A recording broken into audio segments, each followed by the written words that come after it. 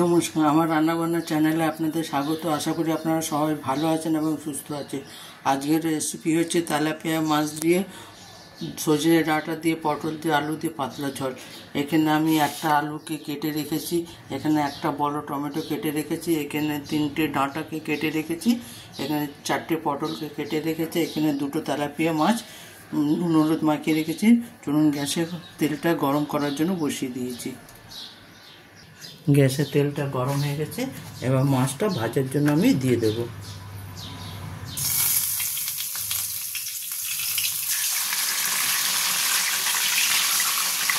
মাছটা ভাজা হোক, তারপর আপনাদের দেখাচ্ছি।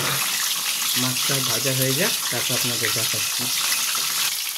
1 পিসটা মাছ হয়ে গেছে, এবার আমি এটাকে উল্টে দেব। আপনারা এইভাবে গরমকালে পাতলা ঝোল করে দেখবেন, খেতে বেশ ভালো লাগে। কারণ গরমকালে পাতলা ঝোল খাওয়াটা খুব ভালো, বেশি রিচ খেতে ভালো লাগে না গরমকালে। এটা বেশ একটু পাতিলেবু দিয়ে খাবেন, বেশ ভালো লাগে খেতে। আমি গরমকালে বেশিরভাগ পাতলা ঝোল করি,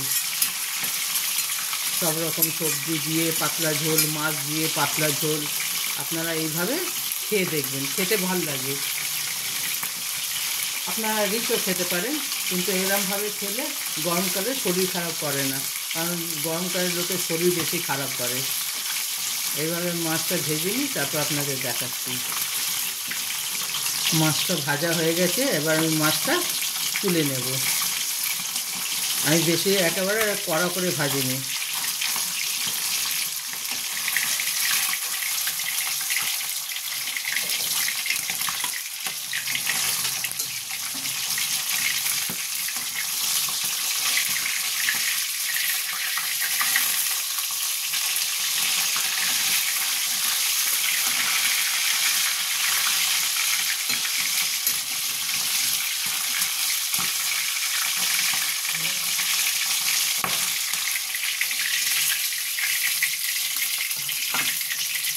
মাছটা আমি ভেজে তুলে নিয়েছি। এরপর আমি রাঁধুনির ফোড়ন দেব। আপনারা জিরের ফোড়ন দিতে পারেন, কালো জিরের ফোড়ন দিতে পারেন, সাদা জিরের ফোড়ন দিতে পারেন। আমি রাঁধুনির ফোড়ন দিলাম। এরপর আমি আলুগুলো দিয়ে দেব।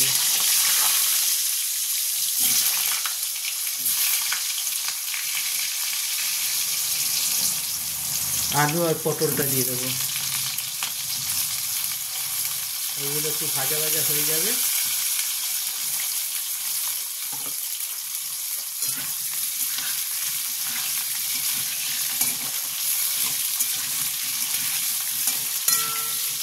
অবশ্যই এইভাবে একবার রান্না করে দেখবেন, খেতে বেশ ভালো লাগে।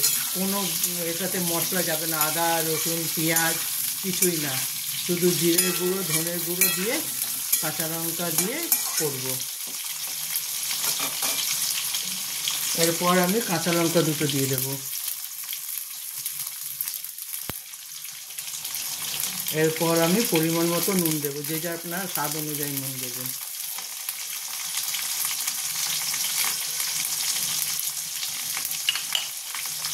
নুন দিয়ে এটাকে একটু ভাজবো।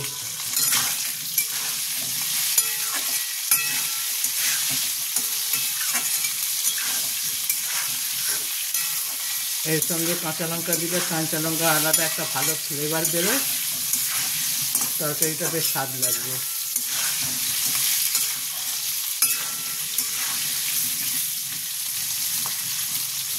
এটা একটু ভাজা হোক।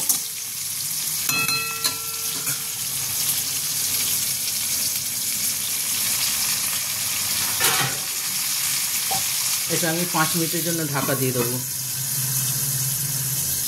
5 মিনিট হয়ে গেছে, ঢাকাটা সরাবো।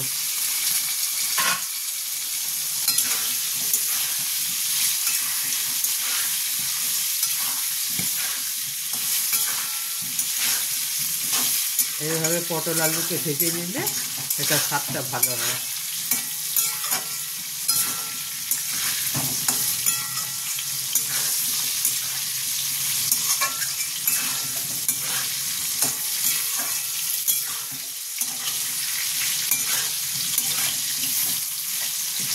আমি আর একটু ভেজে নেব।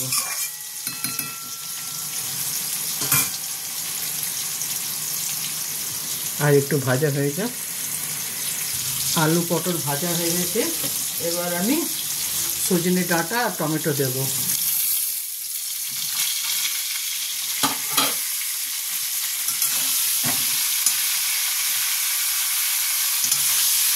এইগুলো দিয়ে একটু নাড়াবো।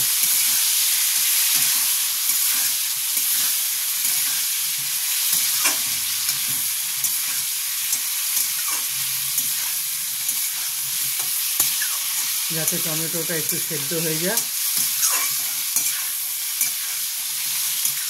এটাতে কালারও ভালো চলে আসবে। এরপর আমি গুঁড়ো মশলা দেব। গুঁড়ো মশলাগুলো দিয়ে দিই। আমি এখানে হাফ চামচ হলুদের গুঁড়ো দেব।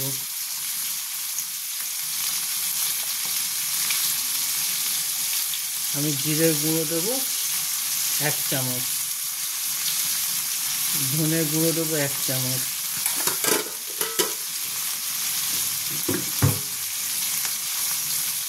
দিয়ে একটু জল দেব যাতে মশলাটা পুড়ে না যায়।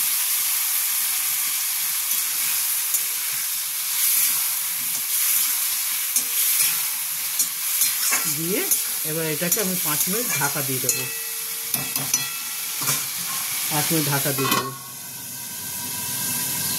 এবার আমি ঢাকাটা সরাবো। আমার টমেটোগুলো সেদ্ধ হয়ে গেছে।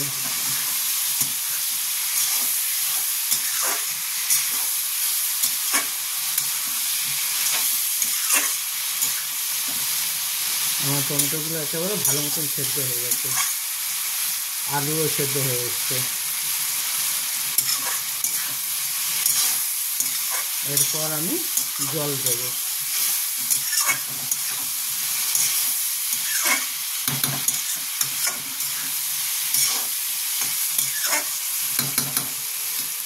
এবার আমি এটাতে জল দেব পরিমাণ মতো, বেশি ঝোল রাখবো না।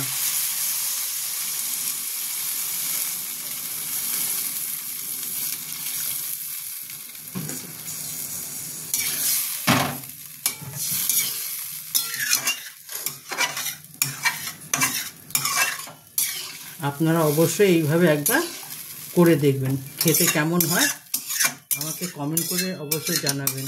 আপনারা আমাকে সাবস্ক্রাইবও করছেন না, কমেন্টও করছেন না।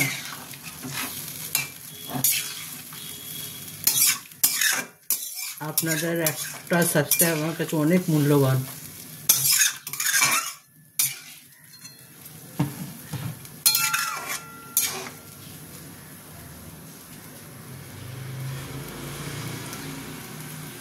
আপনারা এইভাবে আমার সঙ্গে থাকবেন, আমাকে সাপোর্ট করবেন, আমাকে সাবস্ক্রাইব করবেন,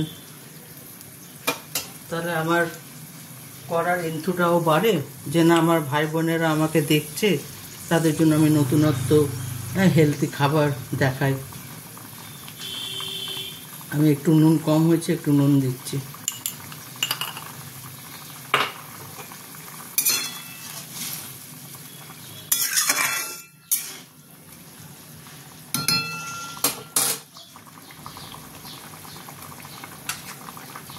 এরপর আমি মাছটা দিয়ে দেব।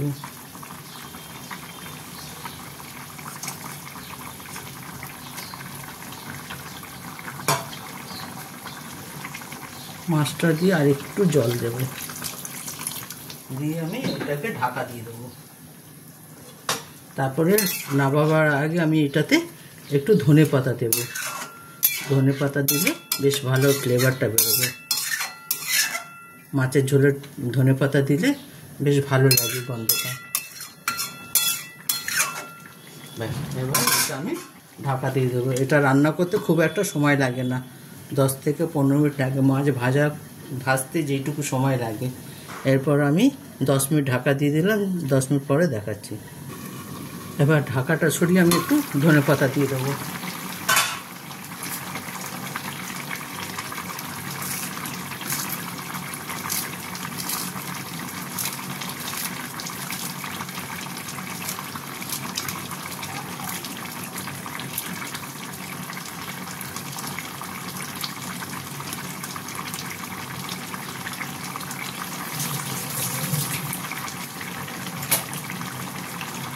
তেলাপিয়া মাছের ঝোল একেবারে রেডি।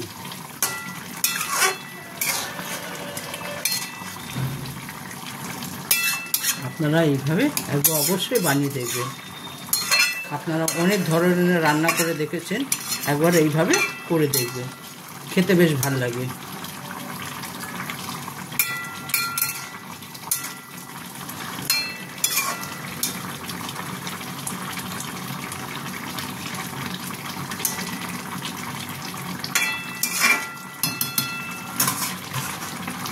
আর 2-3 মিনিটের জন্য ঢাকা দিয়ে দিচ্ছি। এবার ঢাকাটা সরিয়ে দেখব। আমার তেলাপিয়া মাছের ঝোল একেবারে রেডি। এবার আমি এটাকে নামিয়ে নেব। দেখুন আমার তেলাপিয়া মাছের ঝোল সজনে ডাঁটা আলু দিয়ে একেবারে রেডি। আপনারা এইভাবে বানিয়ে দেখবেন, কেমন হয় কমেন্ট করে জানাবেন। আমার রান্নাবান্নার চ্যানেলটা দেখার জন্য আপনাদের ধন্যবাদ। আপনি এইভাবে আমার সঙ্গে থাকবেন, আমাকে সাপোর্ট করবেন, আমাকে সাবস্ক্রাইব করবেন।